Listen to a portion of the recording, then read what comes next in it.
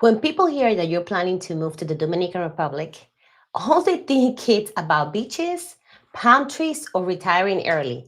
But honestly, it's not. For us, it's about family, safety, and identity, and raising our kids with the stability and freedom. This is day 3 of my 30-day YouTube channel challenge, and today I want to talk to you about what it really feels like to make big life decisions as parents when you have kids that don't always agree. So let me tell you about the choices. When we decided to move to Miami, where we are right now, it wasn't random.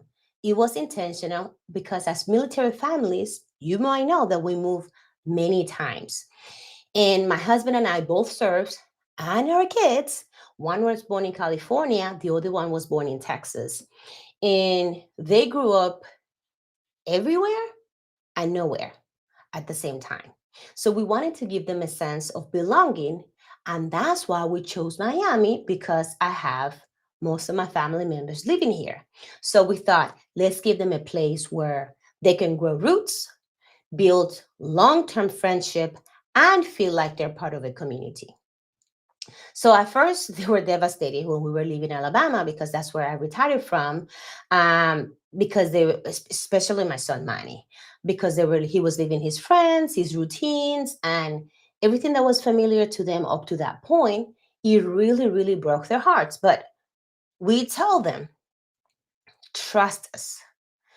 We are doing what we believe is best for you. And looking back, it was really the right call because in the military town, if they didn't leave, their friends were going to leave anyway. So it was going to be really hard for them to build long-term relationships there. So now we made the right call. We moved here. They finally making uh, feeling like they have a sense of community. But as you know, life has its funny ways of throwing new challenges your way. And just when our kids finally found their thrive and their confidence, we started to feel that maybe, only maybe, this isn't the safest or healthiest environment for them anymore. That's crazy, right? Because we're in America. But right now, given the political and social environments that we are in at this moment, as parents, that's an impossible place to be. Watching your kids thrive, them again for their own good, you have to tell them that and deep down that you might have to root them again for their safety. So, what did we do? We started preparing not to run. Let me be clear, not to run, but to be ready. Because you want to be ready. You don't want to be reactive. You want to be ready. So, as you already know, because I was mentioning here before, we're selling our homes here in the US uh, because we're planning ahead and we're setting up options for us and our family in the Dominican Republic. Because guess what, guys? Leadership, especially as parents, means making the hard choices even when it hurts. So, what I really want to tell you today, and for you to take away this, at the end of the day, our kids don't lead the household. We do, and you do. And sometimes love means leading through heartbreaks. I mean, it might sound hard, but that's the truth. Yes, we do listen to them and we validate their feelings, but we also want them to let them know what it looks like to take action on what you believe in. That's how they learn resilience, not by hearing it. Anybody can say that, but by really watching it. And